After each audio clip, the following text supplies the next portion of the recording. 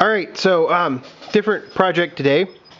What we're doing is this hydraulic line is just a return line from the lift cylinder on the front of the lift of the 1445. So this cylinder right here, it's been rubbing up against the transaxle. You can kind of see it right in there, and it's caused all of this oil and debris and everything. And so what we're going to do is replace that hose. Pretty simple deal. I mean, you just got to unconnect it from the cylinder, and I've already got the hose clamp undone back there, and you just have to protect it from this edge on the transaxle. And I don't know if you can see it from that way. Doesn't look like it, but anyway, you can kind of see it in there where it's just rubbed. You can kind of see the shiny metal. You can see the shiny metal in there where it's rubbed. So it'll just be a matter of replacing that hose. Got a new hose from Deere. I think it's like 40 bucks, something like that. So we're going to replace that, and we should be good to go for mowing season. Slowly working on getting the mower set up for spring. Probably go ahead and take the snowblower off today and put it to the side and go ahead and put the deck on. So pretty easy project. This should be a pretty short video. Probably 4 or 5 minutes. Alright, so we got our parts cleaned up. This is the old line right here.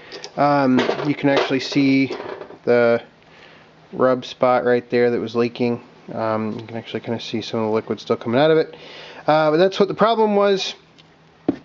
These conduits should block that, but they moved, and so that's something we'll have to secure when we put the new line back on.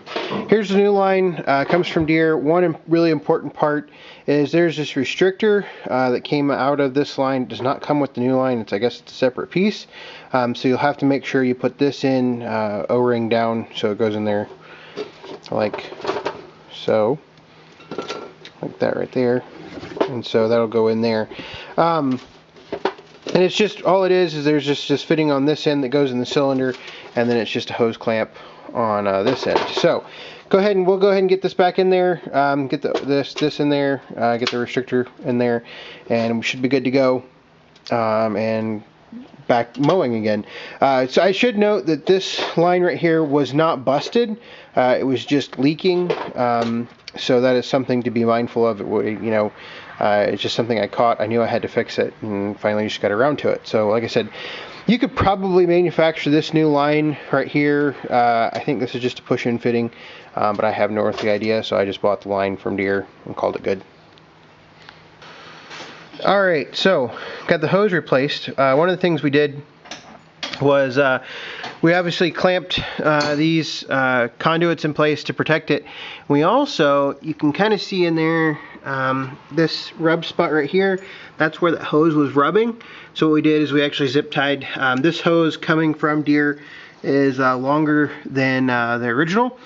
I don't know if that's just how they do it or what, but so we cut it to length. We cut about, I don't know, probably 8-9 inches off.